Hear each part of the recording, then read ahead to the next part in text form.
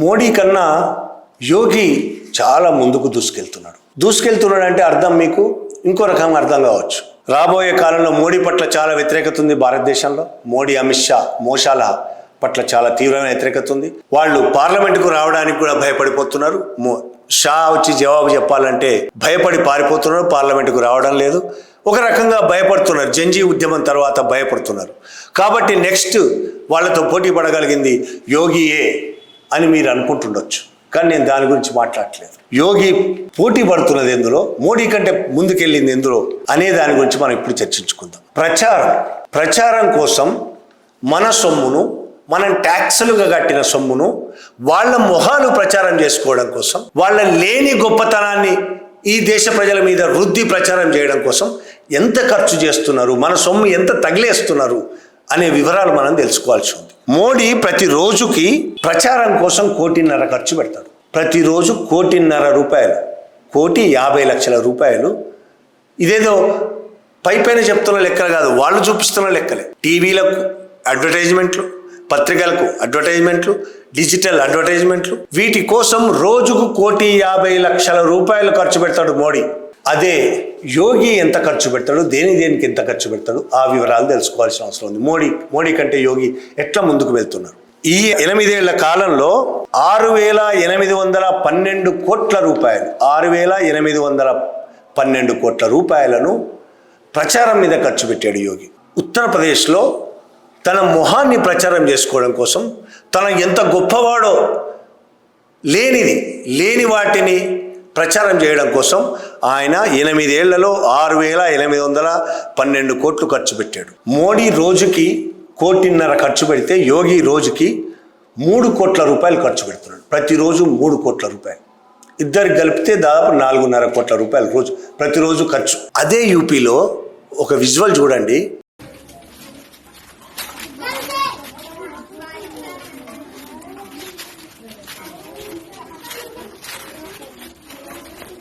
बेटा का बढ़िया लग रहा है यो. మధ్యాహ్న భోజనంలో పిల్లలు ఏం తింటున్నారు, మధ్యాహ్న భోజనంలో పిల్లలు తింటున్న తిండి చూడండి. నీళ్లు, ఒక 2 ఆలుగడ్డ ముక్కలు అనుకుంటా, అంటే బంగాళదుంప ముక్కలు కనబడుతుంటాయి, ఒక పసుపు వేసిన నీళ్లు, దాంతో రొట్టె తింటున్నారు వాళ్ళు. నీళ్ళే, ప్లేట్ మొత్తం నీళ్ళే ఉన్నాయి చూడండి. వాళ్లకు రోజుకు తిండి కోసం 6 రూపాయలు ఇస్తారు. 6 రూపాయలు కేటాయిస్తారు ప్రభుత్వం. కేటాయించే 6 రూపాయల్లో ఆ ప్రభుత్వం నుంచి స్కూల్ దాకా వచ్చే లోపు ఎవరెవరు ఎంతెంత మింగుతారో వీళ్ళకి ఎంత వస్తాయో. 6 రూపాయలైనా తక్కువే, చాలా తక్కువ. ఇంకా చాలామంది మింగి ఇక్కడికి వస్తే ఎంత మిగులుతుంది వాళ్ళకి? నీళ్లు తప్ప ఇంకేం మిగులుతాయి? ఒకవైపు పౌష్టికారం పేరుతో గుడ్లు కూడా పెట్టరు అక్కడ. మన మతంలో గుడ్లు తినొద్దు కాబట్టి గుడ్లు కూడా పెట్టరు అక్కడ. పౌష్టికారం లేదు. అతి గొప్ప పౌష్టికారం ఏంటంటే ఆ పసుపు వేసిన నీళ్లు, ఆ 2 ఆలుగడ్డ ముక్కలు. ఇది వాళ్ళ తిండి. కానీ ఎంత గొప్ప తిండి పెడుతున్నానో ఈ విద్యార్థులందరికీ అని ప్రచారం చేసుకోవడం కోసం, ఇటువంటి చాలా ప్రచారాలు చేయడం కోసం ఆయన 6,812 కోట్ల రూపాయలు మన సొమ్మును, లేదా యూపీ ప్రజల సొమ్మును ఖర్చు పెట్టిండు ఆయన. ఇక మొత్తం భారతదేశ పాలకులందరిది తీసుకుంటే, ముఖ్యమంత్రులందరిది తీసుకుంటే, ఇంకా ముఖ్యంగా డబుల్ ఇంజన్ సర్కార్లు, ఎన్డీఏ ప్రభుత్వాలు, మన చంద్రబాబు నాయుడు కావచ్చు, వీళ్ళందరిది తీసుకుంటే దాదాపు ఎన్ని వందల కోట్లు, రోజుకు ఎన్ని వందల కోట్లు ఖర్చు అవుతాయో మనం అంచనా వేయడం కూడా కష్టమే. ఆ వివరాలు కూడా ఏదో రోజు బయటకు వస్తాయి. ఈ మొత్తం వాళ్ళ ప్రచారంలో ప్రధానంగా 83% పత్రికలు, టీవీలు, డిజిటల్ ప్రచారానికే పోతుంది. 2017లో యోగి ఆదిత్యనాథ్ ముఖ్యమంత్రి అయ్యారు. 2017లో 2017-18 సంవత్సరానికి ఆయన 294.86 కోట్లు, 86 కోట్లు, అంటే దాదాపు 295 కోట్ల రూపాయలు ప్రచారం మీద ఖర్చు పెట్టాడు. అదే 2018-19లో 330 కోట్ల రూపాయలు, 2019-20లో 481.67 కోట్ల రూపాయలు. ఇక 2020-21 ఈ సంవత్సరంలో కోవిడ్ వచ్చింది. కోవిడ్లో కూడా మనం చూసాం, చాలా మన సోషల్ మీడియాలో చూసాం, కొన్ని మీడియా సంస్థలు కూడా ఇచ్చాయి. యూపీ ఎంత దారుణమైన పరిస్థితి. గంగా నదిలో శవాలు కొట్టుకొచ్చిన విజువల్స్ చూసాం. మనం ఆక్సిజన్ లేక చనిపోయిన వాళ్ళ విజువల్స్ చూసాం. సొంతగా ఆక్సిజన్ తీసుకొచ్చిన ఒక డాక్టర్ను బలిచ్చిన సందర్భాన్ని చూసాం. అటువంటి కోవిడ్ సమయంలో కూడా 392.88 కోట్ల రూపాయలు యోగి తన ప్రచారానికి ఖర్చు పెట్టుకున్నాడు. టీవీలకు యాడ్స్ ఇవ్వడం, పత్రికలకు యాడ్స్ ఇవ్వడం, డిజిటల్ మీడియాకు యాడ్స్ ఇవ్వడం. ఆసుపత్రుల్లో సౌకర్యాలు లేక ఏదీ లేక ప్రజలు చచ్చిపోతుండగా ఆయన 392,88,00,000 రూపాయలు ఖర్చు చేశాడు. 21-22లో ఎంత దారుణంగా పెరిగిందంటే 21-22లో 1,134 కోట్లు ఖర్చు చేశాడు. 1,134,31,31,00,000 రూపాయలు 21-22లో. 22-23లో ఇంకా పెరిగి 1,420 కోట్ల రూపాయలు, 1,420 కోట్ల రూపాయలు. ఒక్క సంవత్సరం 1,420 కోట్ల రూపాయలు పత్రికల్లో యాడ్స్, టీవీల్లో యాడ్స్, డిజిటల్ మీడియాలో యాడ్స్. 2023-24లో 1,366.34. 2024-25లో కొద్ది తగ్గింది, 1,391 కోట్లు. ప్రతి సంవత్సరం పెరుగుతూ 1,000 కోట్ల రూపాయలకు వచ్చింది. దాదాపు 8 ఏళ్లలో 6,812 కోట్ల రూపాయలు ఖర్చు పెట్టిండంటే ఎవరి సొమ్ము ఎవరి కోసం ఖర్చు పెట్టిండు ఇక్కడ అర్థమవుతుంది. ఈ మొత్తం 83% ముందే చెప్పాను, పత్రికలకు, టీవీలకు, డిజిటల్ మీడియాకి. ఇవి కాక ప్రత్యేక పుస్తకాలు, కరపత్రాలు ఇటువంటివి కూడా ఆ ప్రచారంలో భాగమే. దానికి ఒక 900 కోట్లు ఖర్చు చేశారు. 2021లో ఒక ఆర్టీఐ కార్యకర్త దాఖలు చేసిన దాంట్లో వచ్చిన వివరాలు, ఒక్క టీవీల కోసమే ఆ సంవత్సరం 160 కోట్ల ప్రకటనల కోసం ఇచ్చారు. అందులో 28,82,00,000 ఒకే ఒక టీవీ ఛానల్కి ఇచ్చారు. హైయెస్ట్ నెట్వర్క్ 18కి ఇచ్చారు. ఇంకా మొత్తం వివరాలు నెక్స్ట్ జీ మీడియా అంటే నెట్వర్క్ 18 ఎవరిదో తెలుసు మీకు, అంబానీది. జీ టీవీ కూడా బీజేపీ వాళ్ళదే. 23,48 కోట్లు జీటీవీకి ఇచ్చారు. ఏబీపీకి 18,19,00,000. India today 10,61,00,000. రిపబ్లిక్ టీవీ 9 కోట్లు. ITV network 7,24,00,000. టైమ్స్ గ్రూప్కు 5,97,00,000. అంటే మొత్తం దాదాపు గోధి మీడియాకు ఇచ్చారు. మొత్తం 160 కోట్లు గోధి మీడియాకి ఇచ్చారు. జూలైలో దైనిక్ జాగరణ్ లక్నో ఎడిషన్లో, జూలైలో దైనిక్ జాగరణ్ లక్నో ఎడిషన్కి ఆ ఎడిషన్కే ఒక జూలై నెలలో 54 ప్రకటనలు ఇచ్చారు. 54 రోజుకు ఒకటి కాదు, రోజుకు 1.5 చొప్పున 54 ప్రకటనలు ఒక్క నెలలో, జూలై నెలలో. అంటే దాదాపు రోజుకు 1.5 ప్రకటన. 31 రోజులు ఉంటాయి అనుకుంటే 1.5 ప్రకటన.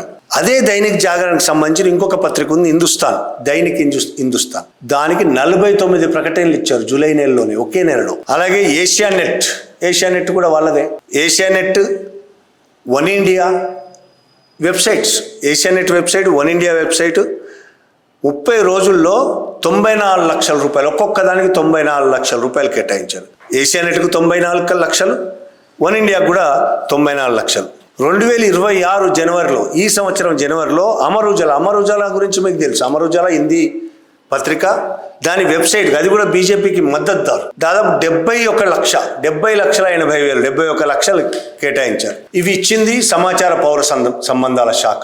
ఏదో పైన ఎవరో చెప్పిన లెక్కలు కాదు, ఐఎన్పిఆర్ఏ చెప్పిన, యూపీకి సంబంధించిన ఐఎన్పిఆర్ చెప్పింది. ఇవి ప్రభుత్వము ఐఎన్పిఆర్ నుంచి విడుదల చేయించిన ప్రకటనలు. ఇప్పటి వరకు నేను చెప్పిన మొత్తం 6,811.94 మొత్తం కూడా ఐఎన్పిఆర్ ద్వారా విడుదలైన, information and public relation department ద్వారా, పౌర సంబంధాల శాఖ ద్వారా రిలీజ్ అయిన ముఖ్యమంత్రికి సంబంధించిన ప్రకటనలు. ముఖ్యమంత్రి యోగి తన మొహాన్ని ప్రచారం చేసుకోవడానికి చేసిన ప్రకటనలు. అవి కాక అనేక శాఖలు ఉంటాయి, మంత్రివర్గ శాఖలు. ఆయా శాఖలు చేసుకున్న ప్రచారం చిన్నవేం కాదు. అవి కూడా 100 కోట్ల రూపాయలు ప్రకటనలు చేసుకున్నాయి. దానికి సంబంధించి కూడా మరో ఆర్టీఐ దాఖలైతే, ఆర్టీఐ కార్యకర్త ఒక దాఖలు చేస్తే 2024-25, 2025-26 సంవత్సరంలో పరిశ్రమల వాణిజ్య ప్రోత్సాహక శాఖ, పరిశ్రమలు వాణిజ్య ప్రోత్సాహక శాఖ అనే శాఖలో కేవలం ప్రచారం కోసమే 60 కోట్లు ఖర్చు చేసింది. ఓన్లీ ప్రచారం కోసమే. ప్రచారం కోసం దేని ప్రచారం చేయాలి వాళ్ళు? పరిశ్రమల ప్రోత్సాహానికి, వాణిజ్యం ప్రోత్సాహానికి కదా ప్రచారం చేయాలి. ఆ 60 కోట్లలో 12 కోట్లు కుంభమేళా కోసం ఖర్చు పెట్టారు. ప్రయాగరాజ్లో జరిగే కుంభమేళా జరుగుతుంది కదా, దానికోసము 12 కోట్లు ఖర్చు పెట్టారు. 60 కోట్లు ప్రచారం కోసం కేటాయించారు. దాంతో ఏం ప్రచారం చేయాలి? వాణిజ్య పరిశ్రమల కోసం ప్రచారం చేయాలి, వాణిజ్యం కోసం ప్రచారం చేయాలి, ప్రోత్సాహం కోసం ప్రచారం చేయాలి. కానీ అందులో 12 కోట్ల రూపాయలు ప్రయాగరాజులో జరిగిన కుంభమేళా గురించి ప్రచారం చేశారు. ఇంత ప్రచారం వేల కోట్లు, ఇదొక్క యోగి గురించి తెలిసిన వివరాలే. మన దగ్గర రేవంత్ రెడ్డితో సహా, లేకపోతే కాంగ్రెస్ ప్రభుత్వంతో సహా, పక్కన రాష్ట్రం చంద్రబాబుతో సహా, అదైతే డబుల్ ఇంజన్ సర్కార్ కూడా, బీజేపీ కూడా అందులో ఉంది, కూటమి సర్కార్. వీళ్ళు పెడుతున్న ఖర్చు, వాళ్ళ ప్రచారం కోసం వీళ్ళు పెడుతున్న ఖర్చు ఎంతో చూస్తే కళ్ళు తిరిగిపోతాయి. అదంతా మన సొమ్ము, వాళ్ళ జేబుల్లోంచి ఇస్తున్న సొమ్ము కాదు. వాళ్ళేం సంపాదించలేరా? ఈ 6,000 కోట్ల కంటే చాలా ఎక్కువే సంపాదించుంటారు, కానీ వాళ్ళ జేబుల్లోంచి పెట్టరు. వాళ్ళ ప్రచారం కోసం మన సొమ్మును తగిలేస్తారు. ఇన్ని వేల కోట్ల రూపాయలు ప్రతి ముఖ్యమంత్రి, ప్రధానమంత్రి వీళ్ళందరూ కలిసి వేల లక్షల కోట్ల రూపాయలు వాళ్ళ ప్రచారం మీద ఖర్చు పెడుతున్నారు కదా. ఇందాకే ఉత్తరప్రదేశ్లో ఒక స్కూల్లో మిడ్ డే మీల్స్కి సంబంధించి చూపించాను కదా. భారతదేశంలో విద్య మీద పెడుతున్న ఖర్చు ఎంతో తెలుసా మీకు? ఈ దేశం రేపటి భవిష్యత్తు విద్య. ఈ దేశాన్ని నిర్మించే వాళ్ళు విద్యార్థులు. ఇవాళటి విద్యార్థులే రేపటి నిర్మాతలు, భవిష్యత్తు నిర్మాతలు, భావి భారత నిర్మాతలు అని చెప్పుకుంటాం కదా. వాళ్ళ చదువు కోసం మనం పెడుతున్న ఖర్చు 2013-14లో మొత్తం బడ్జెట్లో 4.6% పెడితే, మొత్తం బడ్జెట్లో 4.6%, ఇప్పుడు 2.5%కి తగ్గింది. అంకెలు చూడండి, అంకెలు మీకు చాలా ఎక్కువ కనిపిస్తాయి. 2013కు 2026కి బడ్జెట్ చాలా పెరిగింది కాబట్టి అంకెలు పెద్దగా కనబడతాయి. కానీ శాతం, మొత్తం బడ్జెట్లో మన శాతం ఎంత, విద్యకు కేటాయించిన శాతం ఎంత, సైన్యానికి కేటాయించిన శాతం ఎంత, అంటే భద్రత కావచ్చు, ఇంకోటి కావచ్చు, ప్రచారాని కోసం వాళ్ళు కేటాయించిన శాతం ఎంత, ఏ శాఖకి ఎంతెంత కేటాయించారు. కేటాయింపులో సగం ఖర్చు కూడా కావు, అది వేరే విషయం. కేటాయింపులు మొత్తం ఖర్చు రూపంలో బయటికి రావు, కానీ కేటాయింపులే 2013-14లో 4.6% ఉన్న కేటాయింపు ఇవాళ 2.5%కి తగ్గిందంటేనే మనకు అర్థమవుతుంది బీజేపీ హయాంలో ప్రతి సంవత్సరం తగ్గుతూ వస్తుంది. ఒక్కొక్క సంవత్సరం మీరు చూసుకుంటే వేలాది స్కూళ్ళు మూసేశారు భారతదేశ వ్యాప్తంగా. డబుల్ ఇంజన్ సర్కార్లు ఉన్న చోట అయితే మామూలు లెక్క కూడా వేయలేమన్ని స్కూళ్ళు మూసేశారు. ప్రభుత్వ స్కూళ్ళు మొత్తం మూసేశారు.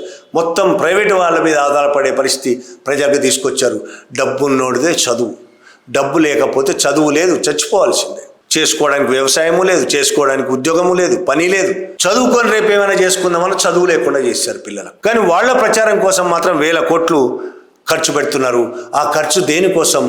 వాళ్ళు భారతదేశ ప్రజల ముందు ఎంత గొప్పగా వాళ్ళు పనులు చేస్తున్నారో అబద్ధ ప్రచారం చేయడం కోసం. ఆ అబద్ధ ప్రచారం ఎవరు చేయాలి? టీవీ ఛానళ్ళు, పత్రికలు, డిజిటల్ మీడియాలో ఇచ్చే యాడ్స్, గూగుల్ యాడ్స్ కావచ్చు, ఇంకో యాడ్స్ కావచ్చు.